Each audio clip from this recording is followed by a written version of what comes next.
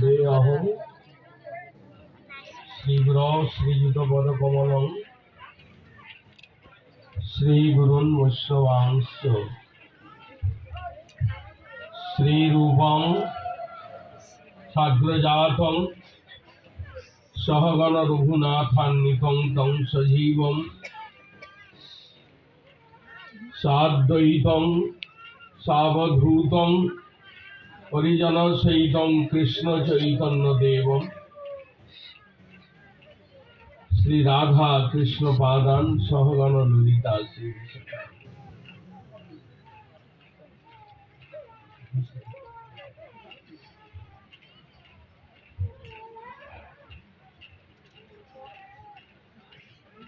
ओम अज्ञानतिमिरान्धस्य ज्ञानाञ्जनशलाकया चक्षुरुन्मीलितं येन तस्मै श्रीगुरवे नमः। मुखं करोति वाचालं पङ्गुं लङ्घयते गिरिं यत्कृपातमहं वन्दे श्रीगुरुं दीनतारिणं। नाम श्रेष्ठं मनुमपि शचिपुत्रमत्र स्वरूपं रूपं तस्याग्रजमुर्पुरीं माथुरीं गोष्ठवाटीं राधा कुंदम गिरिवरमहो राधिका माधवासा प्राप्त यस्य प्रथितोया श्री गुरुं तं नतोऽस्मि। नमो महावदन्नाय कृष्ण प्रेम प्रदायते कृष्णाय कृष्ण चैतन्य नाम्ने गौरतिसे नमः। अनर्पित चरिं चिरात् करुणयावतीर्ण कलौ समर्पयितुमुन्नतो उज्ज्वलरसां सभक्ति श्रियम् हरिपुरट सुंदर अद्भुति कदम्ब संदीपित सदा हृदय कंदरे स्फुरतु न सचिनंदन। पंचतत्त्वात्मकं कृष्णं भक्त रूप स्वरूपकं भक्तावतारं भक्ताख्यं नमामि भक्त शक्तिकं। जय रूप सनातन भट्ट रघुनाथ श्रीजीव गोपाल भट्ट दास रघुनाथ এই ছয় গোসাই করি চরণ বন্দন যা হইতে বিঘ্ননাশ অভীষ্ট পূরণ। বৃন্দাবৈ তুলসী দেব্যৈ প্রিয়া वै केशवस्य च कृष्ण भक्ति प्रदे देवी सत्यमूर्तै नमो नमः। हे कृष्ण करुणा सिंधु दीन बंधु जगत्पते गोपेश गोपिका कांत राधा कांत नमोस्तुते। सजल जलद नीलं दर्शित उदारशीलं करतलधृत शैलं वेणुवाद्ये विशालं ब्रजजनकुलपालं कामिनी केलिलोलं तरुण तुलसीमालं नौमि गोपाल बालं। तप्त कांचन गौरांगी राधे वृंदावनेश्वरी वृषभानुसुते देवी प्रणमामि हरि प्रिये। गोविंदानंदिनी राधे गोविंद मनमोहिनी गोविंद सर्वस्व सर्वकांता शिरोमणि राधां रासेश्वरीं रम्यां गोविंद मोहिनीं परां वृषभानुसुतां देवी प्रणमामि श्रीहरि प्रियं। हरे कृष्ण कृष्ण कृष्ण हरे हरे हरे राम राम राम हरे हरे। वंशाकल्पतरुभ्यश्च कृपा सिन्धुभ्यैव च पतितानां पावनेभ्यो वैष्णवेभ्यो नमः।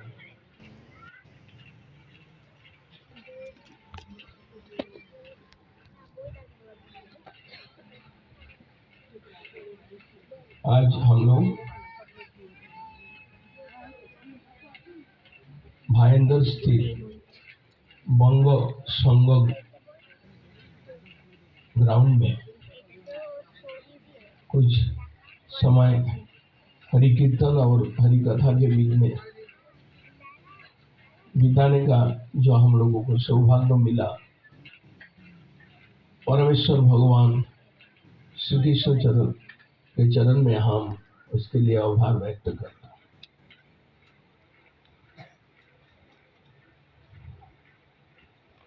श्रीमद् भागवत में मंगलाचरण के श्लोक में धर्म का स्वरूप बताया। धर्म प्रच्युत कोइतवत्र परम निर्मत्सरानंद सताम वेदं वास्तवमत्र वस्तु शिवदं तापत्रयन्मूलनम्। श्रीमद् भागवते महामुनि कृते কিংবা অপরেই সদ্য হৃদি অবরুদ্ধতে অত্র পৃথিবীর शुश्रूषुभिस्तत्। आज हम लोग धर्मों के विषय में भ्रांत है। धर्म के स्वरूप जानने में हम लोग अज्ञ हैं। धर्म का आचरण में हम लोग अलस हैं। लेकिन शास्त्र कहते हैं धर्म ही जीवन है, धर्म ही हमारा कल्याण के एकमात्र आकर है। हम जिसको धारण करके हम आगे बढ़ सकते हैं, शांति के ओर चल सकते हैं, हम ईश्वर के तरफ जा सकते हैं, उसी के नाम है धर्म। आज हम लोग यहाँ पर हरिनाम संकीर्तन और श्रीमद् भागवत कथा सुनने के लिए आए। श्रीमद् भागवत कथा, श्रीमद् भागवत धर्म सभा, इस चीज को समझने के लिए भी हमें भाग्य चाहिए। श्रीमद् भागवत बहुत बाद में आया, उससे पहले आया वेद, वेदांत, उपनिषद, पुराण, महाभारत, श्रीमद् भगवद गीता, उसके बाद भागवत आया। और कलियुग में श्री चैतन्य देव का कृपा, जो श्रीमद् भागवत धर्म का प्रचार, श्रीमद् भागवत धर्म का वास्तव स्वरूप को प्रचार किया उन्होंने। और गौड़ीय संप्रदाय के माध्यम में हम लोग श्रीमद् भागवत धर्म को हम लोग जान सकते हैं। जानने का हम लोग को सौभाग्य मिल रहा है। वास्तव में जहां गीता का अंत होता है, वहां से श्रीमद् भागवत शुरू होता है। अभी थोड़े देर पहले हमारा वक्ता बोल रहे थे कि श्रीमद् भगवद गीता में ऐसा कृष्ण ने कहा, ईश्वर सर्वभूतानां हृदय अर्जुन दृष्टि, ब्राह्मण सर्वभूतानि जनता रूढ़ानी माया। उसका दूसरा श्लोक में ही बोलते हैं, तमेव शरणं गच्छ सर्वभावेन भारत, तत्प्रसादात् परं शांति स्थानं प्राप्स्यसि सत्ता। ईश्वर सब जीव के हृदय में विराजमान है और सब जीव को परिचालना करते हैं। उन्हीं के चरण में शरण लो, उन्हीं का कृपा से तुमको और शांति मिल सकता है, आनंद मिल सकता है। ये गीता का समाप्ति के उपदेश है। और श्रीमद् भागवत जब शुरू होता है, इस श्लोक से शुरू होता है, मंगलाचरण का श्लोक है, दूसरा श्लोक है, धर्म प्रोचित कोई तो वक्त्र परमो निर्मोत्सरणं सतम। श्रीमद् भागवत धर्म एक ऐसा धर्म है, उसमें कोई छल चातुरी कपटता और सकाम भावना नहीं है। हम लोग ज्यादातर धर्म करते हैं, करना चाहते हैं, जिसमें भौतिक कुछ स्वार्थ हम लोग को मिले, ऐसा धर्म को हम लोग ज्यादा पसंद करते हैं। लेकिन श्रीमद् भागवत उनमें से, वो धर्मों में से नहीं है। श्रीमद् भागवत धर्म ऐसा है, परिचित तो कोई तो वो, इसमें कोई, इस धर्म के अंदर कोई छलना, कोई कामना, कोई कपटता, कोई प्रकार का वणिक वृत्ति इसके साथ लिप्त नहीं है। धर्म वास्तव में ईश्वर को खुश करने के लिए, जिससे ईश्वर संतुष्ट होते हैं, और वही धर्म भागवत धर्म है, और उससे हमारा आत्मा का प्रसन्नता मिलता है। उस श्लोक में लास्ट पर्याय में कहते हैं, और ईश्वर हृदय अवरुद्धते अत्र पृथ्वी शुश्रूषुभिस्तत्। भागवत धर्म को जो सुनेंगे, भागवत धर्म को जो जाजन करेंगे, प्रैक्टिस करेंगे, ईश्वर स्वयं आकर उनके हृदय में अवरुद्ध हो जाएगा, अर्थात ईश्वर को वशीभूत कर सकता है। देखिए गीता का लास्ट, कि तुम भगवान सर्वत्र विराजमान है, तुम उनके चरण में शरण ले लो, उससे तुमको शांति मिलेगा। भागवत का शुरू बोलता है, तुम ये धर्म जागरण करो, भगवान तुम्हारा वशीभूत हो जाएगा, तुम्हारा हृदय में आकर बसने लगेगा। ये भागवत धर्म और गीता का वर्णित धर्म के अंदर आप भागवत का पहला स्कंद में जाएंगे। जब परीक्षित महाराज राजा बनकर इस देश को शासन कर रहे थे, बड़ा उनका सुनाम, जस धर्मपरायण होकर शासन कर रहे थे। पंचपांडव उस समय उत्तर दिशा में अपना वहां प्रस्थान किए। जब परीक्षित महाराज शासन कर रहे थे, एक दिन उन्होंने देखा चलते चलते कि एक वृष शिव जी का जो वाहन होते हैं, एक पैर में खड़ा है और उनको चाबुक से प्रहार कर रहे थे। कोई शूद्र राजा का ड्रेस पहनकर उनको चाबुक मार रहे थे। परीक्षित महाराज जब देखा, पूछा कि कौन है तुम भाई? बोलते हैं मैं कली हूं। और ये कौन, इसको क्यों चाबुक मार रहे हो? कहते हैं कि ये धर्म है, धर्म का 4 पैर था, तो सच्च, दया और सत्य। कलियुग में एक पैर बचा, सत्य। तप, सच्च, दया, ये 3 खत्म हो चुका है कलियुग के जीव के लिए। जो सत्य को पकड़ कर रहेंगे वही इस कलियुग में ठीक पाएंगे, यह शांति उनको मिल सकता है। परीक्षित महाराज बोला कि मेरा राज्य में तो तुम्हारा स्थान नहीं हो सकता। मैं पंचपांडव के वंश में आया हूं, जो लोग की कृष्ण भक्त थे, और मैं स्वयं कृष्ण भक्त हूं, क्योंकि मैं जब गर्भ से जन्म ले रहे थे उस समय मेरा मृत्यु हो रहा था अश्वत्थामा के ब्रह्मास्त्र से, लेकिन कृष्ण ने मेरे को बचाया, सुदर्शन चक्र चला। इसलिए मैं कृष्ण का भक्त हूं, कृष्ण को प्यारा हूं, कृष्ण को श्रद्धा करता हूं। इस राज्य में तुम्हारा प्रवेश नहीं है, तुम्हारा स्थान नहीं है, तुमको हम निवास नहीं दे सकते। परीक्षित महाराज का सत्य और साहसी कदम को देखकर कली महाराज ने समझा कि हमको यहाँ पर हमारा स्थान मिलने वाला नहीं है। इसलिए उन्होंने क्या किया, शरणागत हो गए एकदम। कली महाराज परीक्षित महाराज के चरण में पड़ गए कि मेरे को स्थान देना ही है। और हम जानते हैं कि अब जैसा धार्मिक व्यक्ति शरणागत को ठाई देंगे, स्थान देंगे।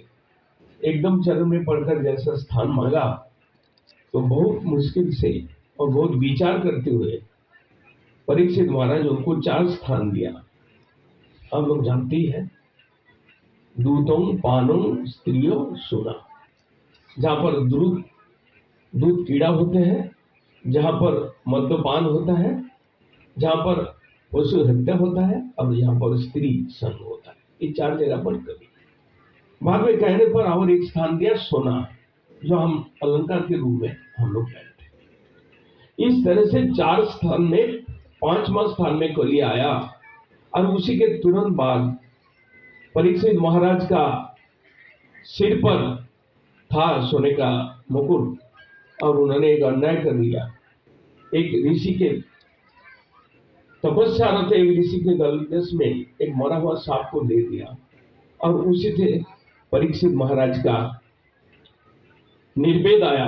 और परीक्षित महाराज धर्म का स्वरूप को जाने, और परीक्षित महाराज का कल्याण हुआ, मोक्ष प्राप्त हुआ, और जिसके कारण भागवत प्रकाशित हुआ। आज भी हजारों लोग भागवत सुनते हुए, भागवत धर्म का जाजन करते हुए आज उनको शांति मिला है।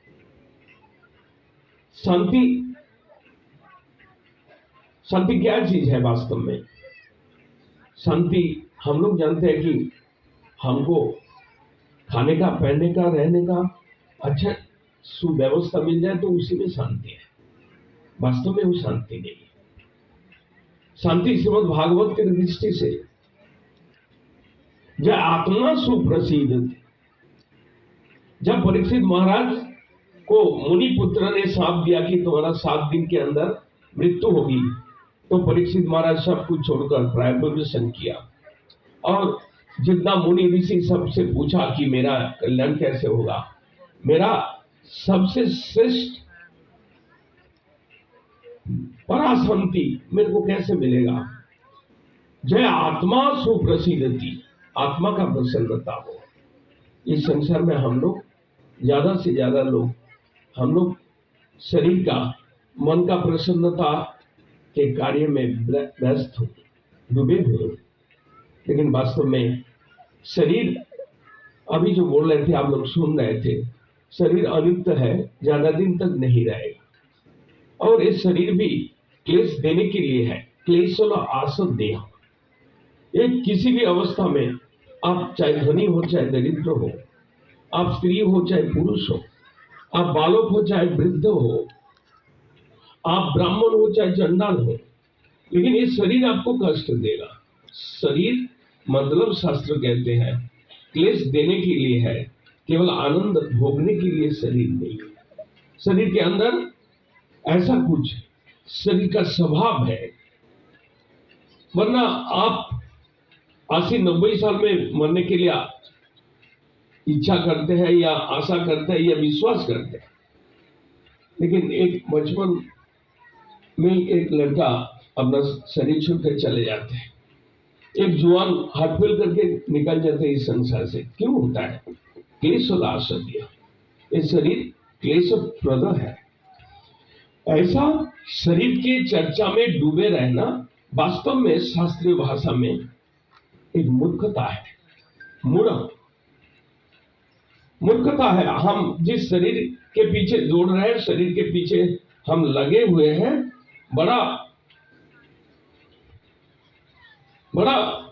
एकांत होकर, हम एक मन होकर शरीर का चर्चा में हम डूबे हैं, लेकिन वास्तव में शरीर रहने वाला नहीं है। शरीर के साथ है मन, जो शरीर को परिचालना करते हैं। मन जो इंद्रिय का राजा है, वो भी माया का सृजा हुआ है। आपका शरीर चले जाएंगे तो उसके साथ साथ वो भी विदाई ले लेंगे और आप अकेला जीव आत्मा आप रह जाएंगे। उस आत्म शांति के बारे में श्रीमद् भागवत का शिक्षा, उपदेश, भागवत धर्म का जो व्याख्यान है आत्म शांति के लिए।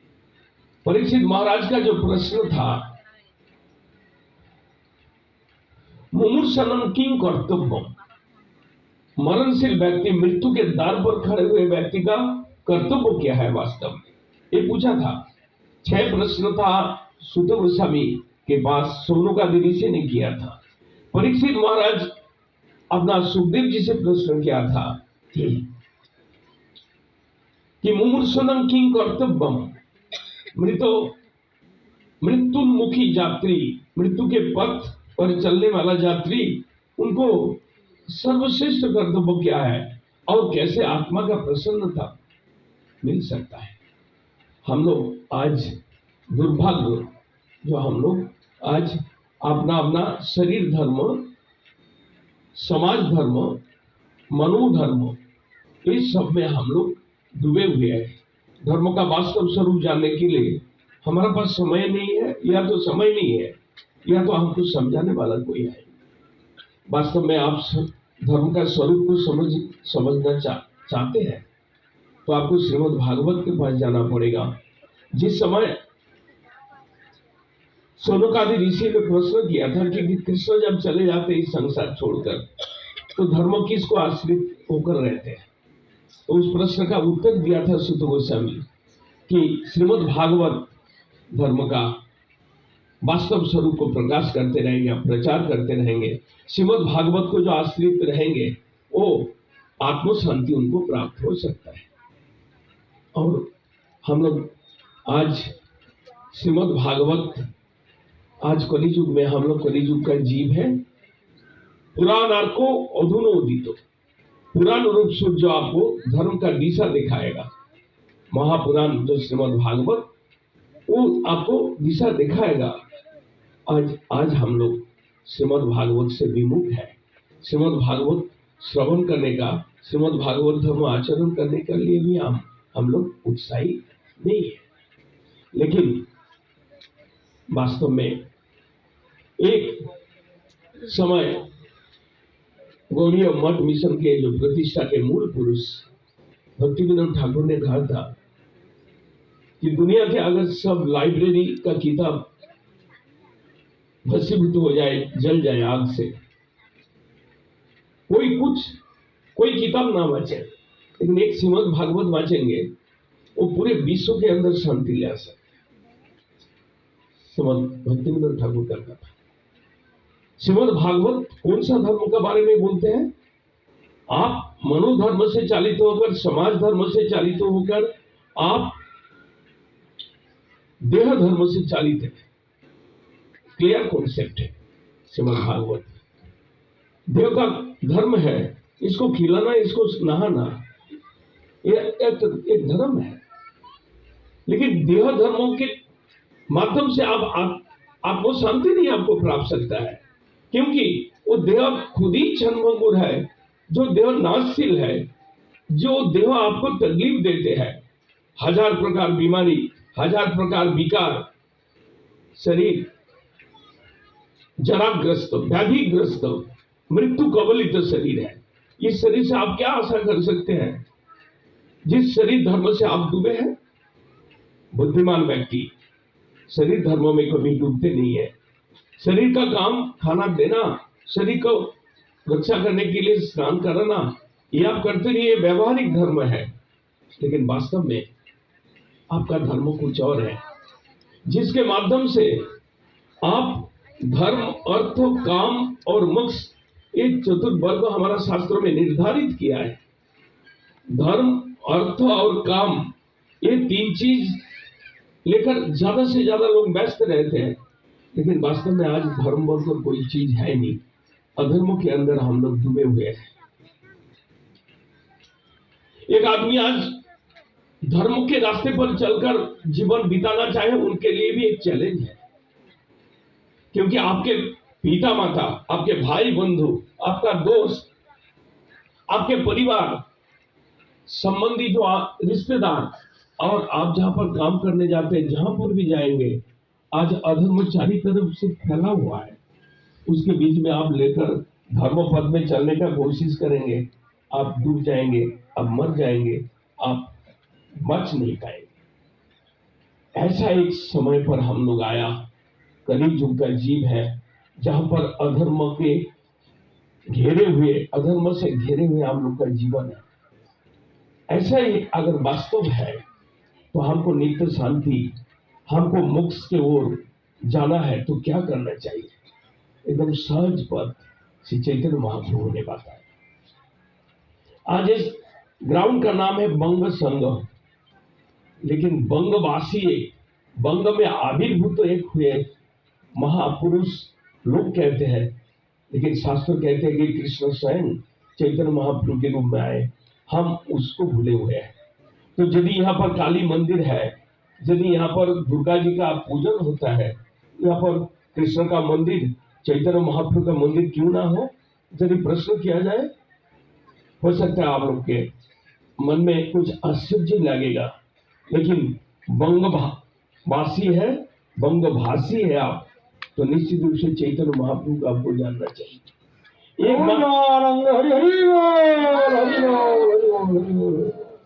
एकमात्र वही कलियुग के अवतार सहज मार्ग बताया कि तुम धर्म अधर्म को छोड़कर धर्म का चर्चा करने जाओगे, असुविधा है। तो उसे क्या करना चाहिए? फिर तुमको कौन सा रास्ता बचा है? श्रीमद् भागवत खोल के बता दिया। जिस समय अजामिल हजारों पाप में लिप्त थे, उनको महापातक, अति पातक भी कहा जाए तो कोई अत्युक्ति नहीं होता है। चैतन्य महाप्रभु स्वयं अपने अवतार में दिखाया कि जगाई माधाई जैसे पापी थे, कैसे उनका उद्धार हुआ? एक कृष्ण नाम ले आया चैतन्य देव। एक कृष्ण नामे যত पाप हरे, पापों की साधु नहीं तत पाप। आज के दिन में यज्ञ, तपस्या, व्रत, अलौकिक कल्पना है। हम क्या तपस्या करेंगे, हमारा मन तो आंख बंद करने से इधर उधर भागता है, इतना दूर भागता है कि वो अमेरिका और लंदन भी फेल हो जाता है। वहां पर जाने के लिए 10 घंटा 15 घंटा लगेगा, लेकिन 10-15 सेकंड के अंदर आपका मन तो सब जगह पर घूम के आ सकता है। ऐसा मन लेकर सोचिए कि आज के दिन में हम ईश्वर चिंतन कर सकते हैं, आज के दिन में हम तपस्या कर सकते हैं। इसलिए शास्त्रकारों ने बताया, तुलसीदास जी ने भी बोला, कलियुग केवल नाम आधार है। चैतन्य भागवत चैतन्य चरितामृत में जाइए, सत्य ध्यान त्रेताय যজ্ঞ दापरे अर्चन कलियुगेर युग धर्म नाम सुन। एकदम कृष्ण कीर्तन करो, और कोई चीज का जरूरत नहीं है। महाप्रभु बोलते हैं, महाप्रभु के पास कितना आदमी आया बांग्लादेश से, तपन मिश्र बांग्लादेश, बोला कि साधु साधन क्या है? बोला साधु साधन तुमको जानना नहीं है, बड़ा कठिन चीज है। तुम हरिनाम संकीर्तन करो, उसी में तुमको साधु साधन तत्व को ज्ञान आ जाएगा। कृष्ण नाम, अजामिल का उद्धार कैसे हुआ, जगाई माधव का उद्धार कैसे हुआ, एक दृष्टांत है, एग्जाम्पल है कि यदि महापातक अजामिल नारायण को नहीं पुकारे, अपना पुत्र का नाम रखा था नारायण, और नारायण नाम का उच्चारण किया, मृत्यु के समय पर 3 जमदूत उनके पास आए, नारायण नाम सुनकर 4 विष्णुदूत उनके पास आया और जमदूत को भगा दिया और बोला कि तुम लोग जाओ, धर्म के स्वरूप तुम लोग नहीं जानते हो। ये प्रायश्चित किया, मृत्यु के समय पर किया, ईश्वर का नाम लिया, मेरा प्रभु का नाम लिया, इसका जन्म जन्म का पाप का प्रायश्चित हो गया।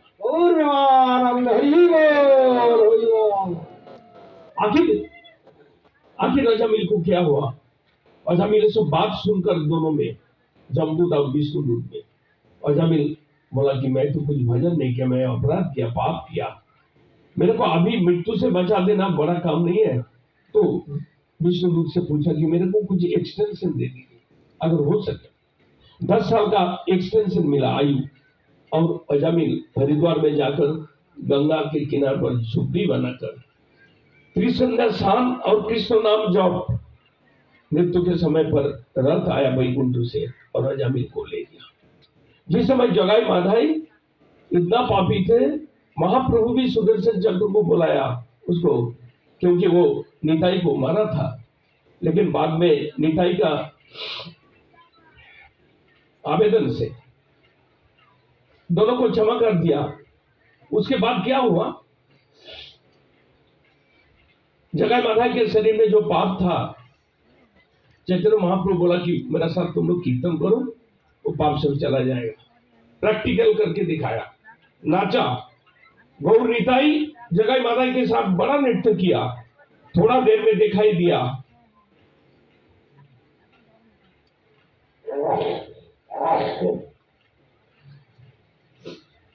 चैतन्य महाप्रभु का वर्ण था पीत वर्ण, सोने का वर्ण, धीरे धीरे काला होने लगा।